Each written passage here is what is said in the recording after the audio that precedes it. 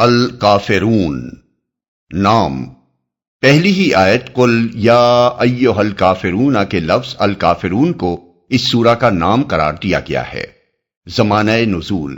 حضرت عبداللہ بن مسعود، حضرت حسن بصری اور اکرمہ کہتے ہیں کہ یہ سورہ مکی ہے۔ حضرت عبداللہ بن زبیر کہتے ہیں مدنی ہے، اور حضرت عبداللہ بن عباس اور قتادہ سے دو قول منقول ہوئے ہیں، ایک یہ کہ یہ مکی ہے اور دوسرا یہ کہ مدنی ہے، لیکن جمہور مفسرین کے نزدیک یہ مکی سورت ہے اور اس کا مضمون خود اس کے مکی ہونے پر دلالت کر رہا ہے۔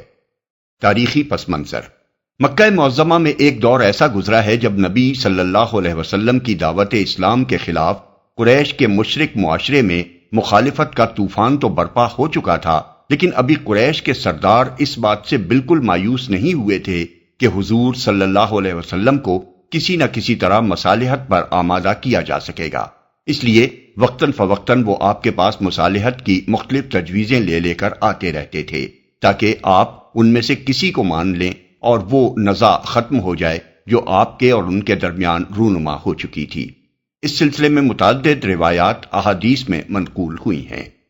حضرت عبداللہ بن عباس کی روایت ہے کہ قریش کے لوگوں نے رسول اللہ صلی اللہ علیہ وسلم سے کہا، ہم آپ کو اتنا مال دیے دیتے ہیں کہ آپ مکہ کے سب سے زیادہ دولت مند آدمی بن جائیں، آپ جس عورت کو پسند کریں اس سے آپ کی شادی کیے دیتے ہیں، ہم آپ کے پیچھے چلنے کے لیے تیار ہیں، آپ بس ہماری یہ بات مان لیں کہ ہمارے معبودوں کی برائی کرنے سے باز رہیں۔ اگر یہ آپ کو منظور نہیں تو ہم ایک اور تجویز آپ کے سامنے پیش کرتے ہیں جس میں آپ کی بھی بھلائی ہے اور ہماری بھی۔ حضور صلی اللہ علیہ وسلم نے پوچھا، وہ کیا ہے؟ انہوں نے کہا، 1 سال آپ ہمارے معبودوں لات اور عزا کی عبادت کریں اور 1 سال ہم آپ کے معبود کی عبادت کریں۔ حضور صلی اللہ علیہ وسلم نے فرمایا، اچھا ٹھہرو، میں دیکھتا ہوں کہ میرے رب کی طرف سے کیا حکم آتا ہے۔ اس کا یہ مطلب نہیں کہ رسول اللہ صلی اللہ علیہ وسلم کسی درجے میں بھی اس تجویز کو قابل قبول کیا مانی، قابل غور بھی سمجھتے تھے، اور آپ نے معاذ اللہ کفار کو یہ جواب اس امید پر دیا تھا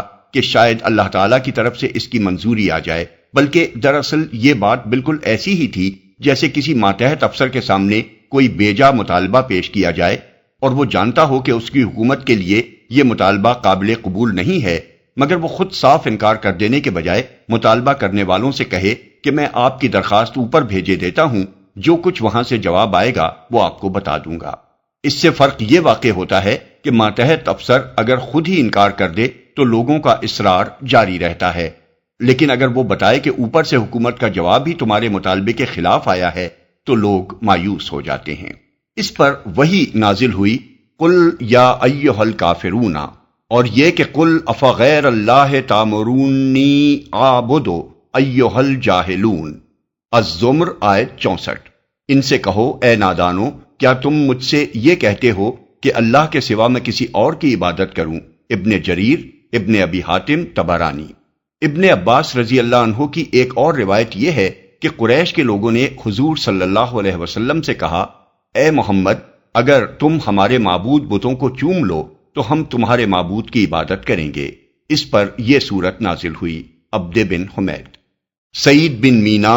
یعنی ابو بختری کے آزاد کردہ غلام کی روایت ہے کہ ولید بن مغیرہ، عاص بن وائل، اسود بن مطلب اور امیہ بن خلف رسول اللہ صلی اللہ علیہ وسلم سے ملے اور آپ سے کہا، اے محمد، آؤ ہم تمہارے معبود کی عبادت کرتے ہیں اور تم ہمارے معبودوں کی عبادت کرو، اور ہم اپنے سارے کاموں میں تمہیں شریک کیے لیتے ہیں۔ اگر وہ چیز جو تم لے کر آئے ہو اس سے بہتر ہوئی جو ہمارے پاس ہے تو ہم تمہارے ساتھ اس میں شریک ہوں گے اور اپنا حصہ اس سے پا لیں گے، اور اگر وہ چیز جو ہمارے پاس ہے اس سے بہتر ہوئی جو تم لائے ہو تو تم ہمارے ساتھ اس میں شریک ہوگے اور اس سے اپنا حصہ پا لو گے۔ اس پر اللہ تعالیٰ نے یہ وحی نازل فرمائی کہ قل یا ایھا الکافرون۔ ابن جریر، ابن ابی حاتم،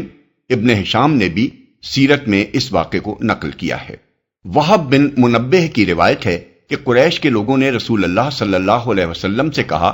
اگر آپ پسند کریں تو 1 سال ہم آپ کے دین میں داخل ہو جائیں اور 1 سال آپ ہمارے دین میں داخل ہو جایا کریں۔ عبد بن حمید، ابن ابی حاتم۔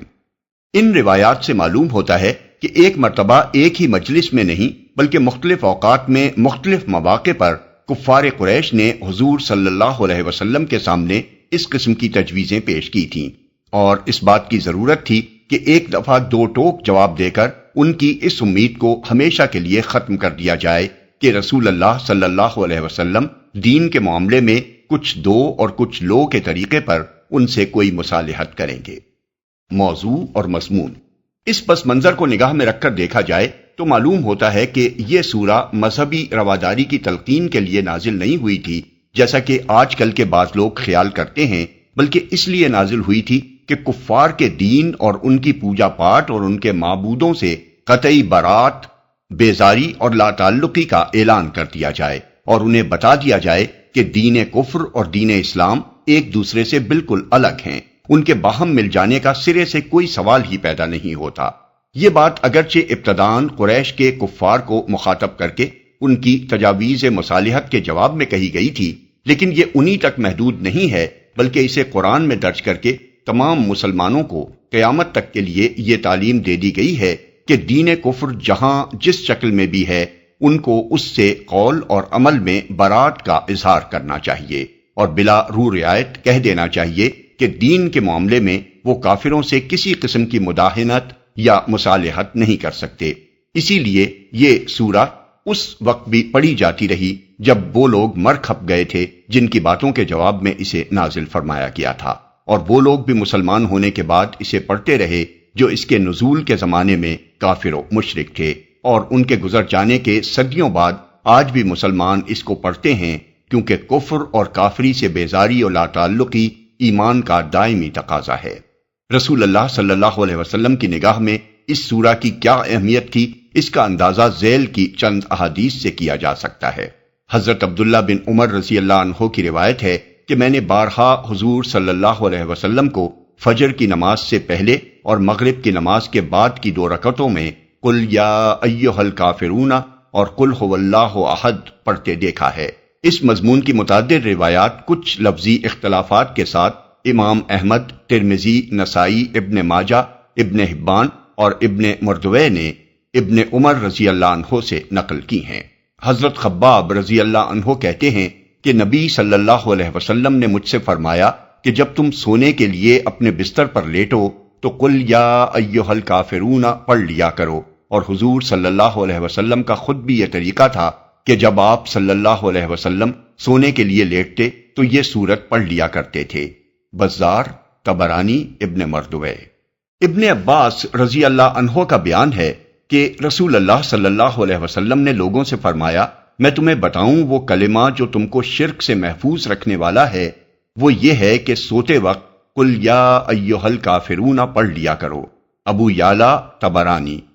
حضرت انس رضی اللہ عنہ کہتے ہیں کہ رسول اللہ صلی اللہ علیہ وسلم نے حضرت معاذ بن جبل سے فرمایا، سوتے وقت قل یا ایھا الکافرون پڑھ لیا کرو، کیونکہ یہ شرک سے برات ہے۔ بیہقی فی الشعب۔